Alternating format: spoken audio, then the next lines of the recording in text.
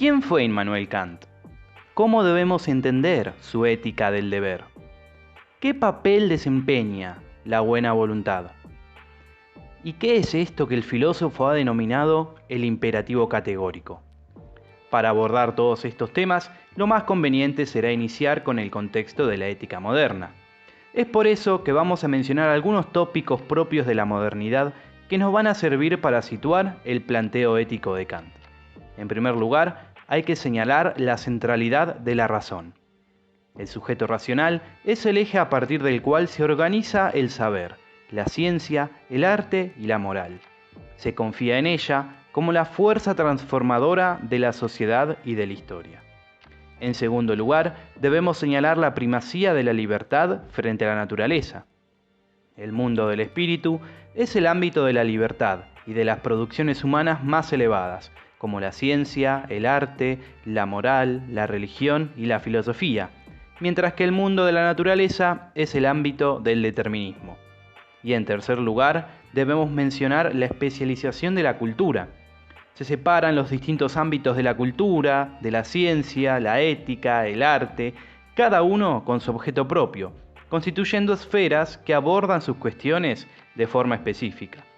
De esta manera, vemos que la ciencia tiene a la verdad como su aspecto específico, trata sobre el problema del conocimiento y su finalidad es alcanzar una ciencia objetiva, mientras que la ética se encarga del aspecto específico del deber y el problema que va a abordar son cuestiones de índole práctica y de derecho. Su finalidad será conseguir o alcanzar una moral universal. Y por último, el arte tiene como aspecto específico la belleza. Los problemas que tratará son aquellos referidos al gusto estético y la finalidad que persigue es la del arte autónomo. En el tema que estamos desarrollando, podemos decir que el esfuerzo predominante en la modernidad consistió en construir una ética universal, racional, válida para todo hombre, independientemente de sus creencias religiosas y de sus circunstancias particulares. Pasemos ahora a nuestro autor. Immanuel Kant nació en Königsberg, hoy Kaliningrado. Provenía de familia modesta, fue educado en el pietismo protestante, por lo cual recibió una severa formación moral y religiosa. Cursó sus estudios en el Collegium Fredericianum y posteriormente en la Universidad de Königsberg, donde obtuvo una rigurosa formación académica. Se doctoró en el año 1755 y fue nombrado catedrático de esa universidad. Su sistema filosófico se estructuró en el período que va desde 1770 a 1790. Sus obras centrales son la crítica de la razón pura, la crítica de la razón práctica y la crítica del juicio. Murió casi ciego, privado prácticamente de memoria y de lucidez intelectual.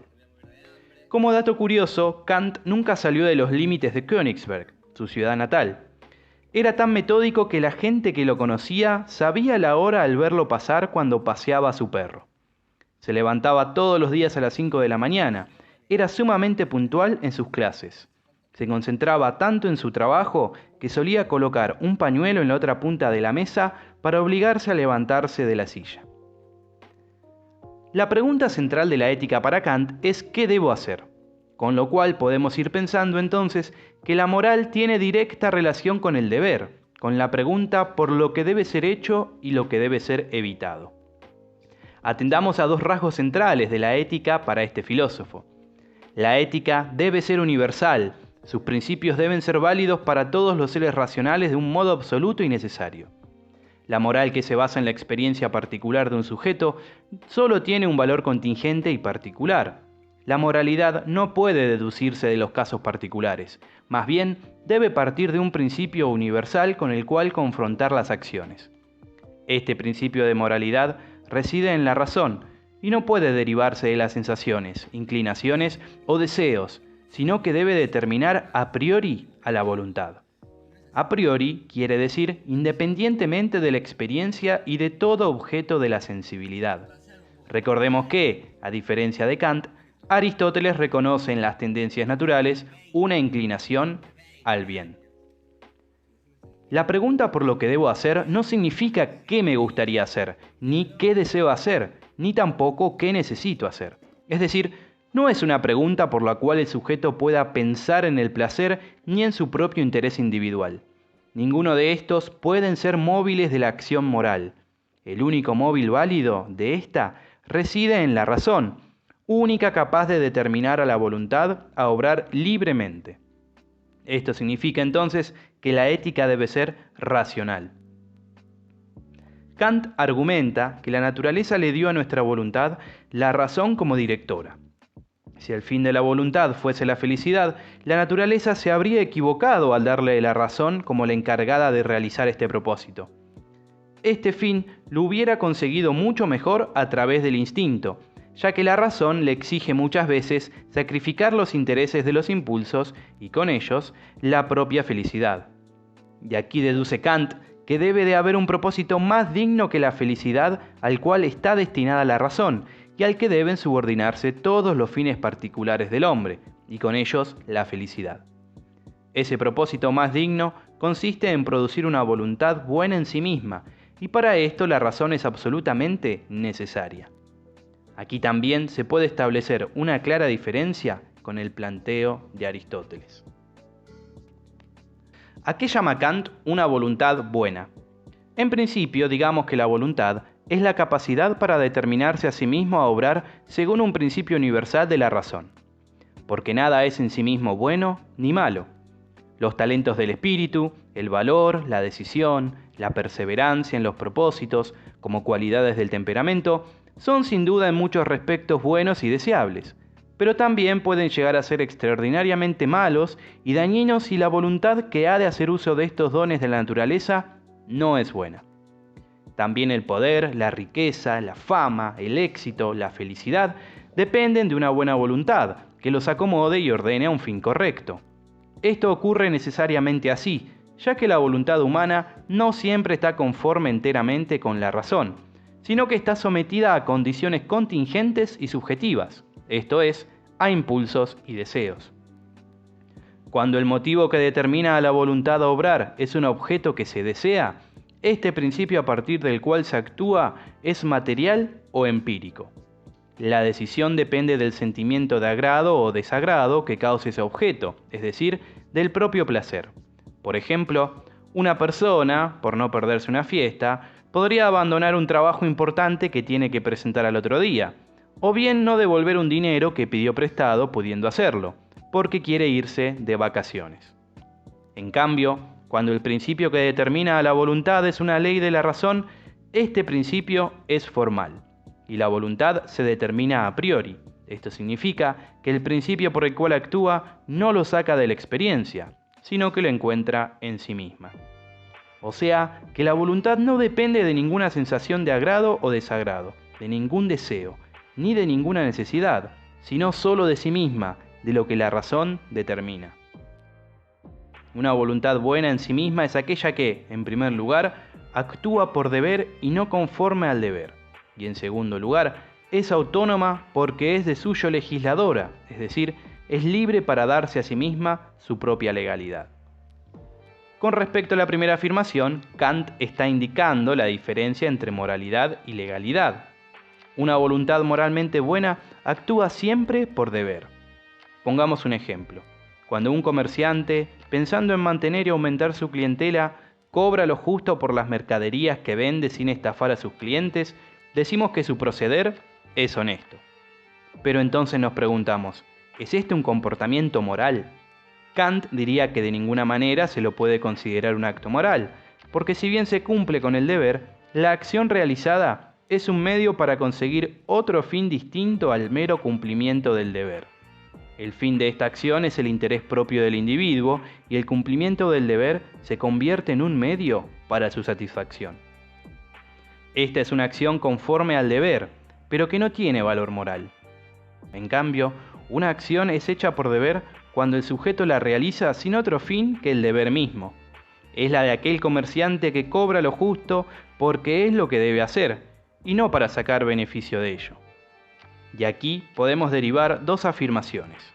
Solo una acción hecha por deber tiene valor moral, y el deber es la necesidad de una acción por respeto a la ley.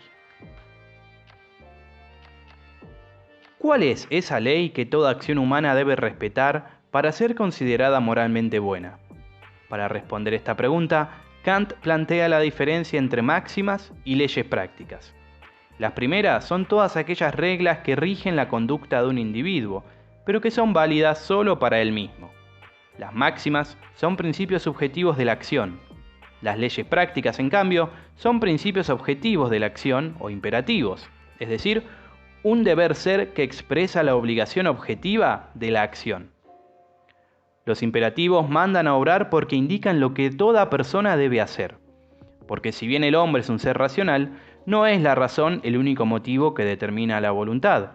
Esta también puede dejarse determinar por las inclinaciones, los deseos, las necesidades.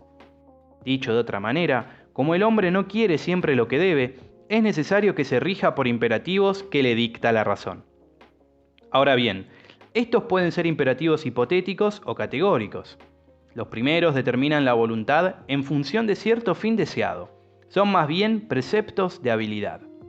Decir, por ejemplo, que se debe trabajar y ahorrar en la juventud para no morir de hambre en la vejez. Este precepto práctico de la voluntad surge de la razón, pero no se puede exigir por igual a todos los hombres. De lo cual se desprende que este imperativo está condicionado a la capacidad y a las condiciones de cada sujeto. En cambio, un imperativo es categórico cuando manda a obrar de un modo necesario a todos los hombres por igual, independientemente de sus condiciones subjetivas, y siempre de esa manera, independientemente de cualquier circunstancia. Por eso, solo estos últimos son leyes prácticas.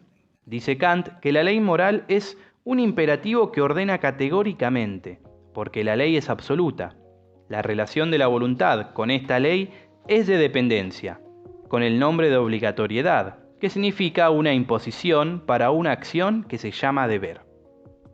Esta ley no indica que debe hacerse esto o lo otro, sino que conserva solo la forma pura de la legalidad. Esa ley dice así: obra de tal manera que quieras que la máxima de tu voluntad se convierta en ley universal. Dicho de manera muy sencilla, lo que vale para una persona debe valer para todos en esa misma situación. Este es el imperativo categórico, única ley moral, principio absoluto y fundamento de la moralidad, porque es principio objetivo universal. La acción realizada por respeto a la ley es el deber, y cumplir con este es la condición de una voluntad buena en sí misma. Esto quiere decir que ante la pregunta de qué debo hacer, la respuesta es: debo hacer que mi máxima, el principio subjetivo que orienta mi acción, pueda valer como ley universal para todo ser racional. Atendamos al siguiente ejemplo. Si voy por la calle y veo que a alguien se le cae su billetera y sigue su camino sin darse cuenta, y en ese momento nadie está mirando lo que sucede, ¿qué debo hacer? Puedo quedármela, porque total, nadie me está viendo, y la persona interesada no se percató de lo sucedido. O bien puedo devolvérsela. ¿Quién determina en este caso lo que está bien y lo que está mal? Kant contestaría la ley moral. ¿Cómo debo proceder? Debo confrontar el principio subjetivo de mi acción con la ley moral. Si cumple con lo que esta ley indica, la acción es buena y debe ser realizada. Si no, es mala, por lo cual debe evitarse. Apliquemos esta indicación al ejemplo. Supongamos que elijo la primera opción, entonces actúo movido por mis impulsos. La máxima que me construyo en este caso diría: cada vez que alguien ve un objeto que no le pertenece, y si nadie lo está viendo, puede apropiárselo. Vemos aquí que, al confrontarlo con la ley moral, esta máxima no se puede sostener porque estaríamos admitiendo como válido para todos el apropiarse de lo que es ajeno. En cambio, si elijo la segunda opción y la confronto con la ley moral, la máxima que me formo sería la siguiente: cada vez que alguien ve un objeto que no le pertenece, y aunque nadie lo esté mirando, debe devolverlo. Si esto es admisible como ley válida para todo hombre, luego es lo que debe ser hecho. Esto nos conduce a la segunda característica de una buena voluntad. Es autónoma, porque se da a sí misma sus leyes. La opuesta sería una voluntad heterónoma, es decir, aquella que no depende de la razón, sino de los impulsos o del propio interés. La autonomía es el fundamento de la dignidad de la naturaleza racional del hombre. Por eso, afirmar que la voluntad es libre significa afirmar que es principio de su acción, no depende de otro para actuar, es causa de sus propios actos, porque tiene en sí misma el principio de determinación, el cual, como vimos, es el imperativo categórico. Hasta aquí la presentación de nuestra clase, en la cual hemos abordado a Kant y la ética del deber, el deber y la buena voluntad, y el imperativo categórico.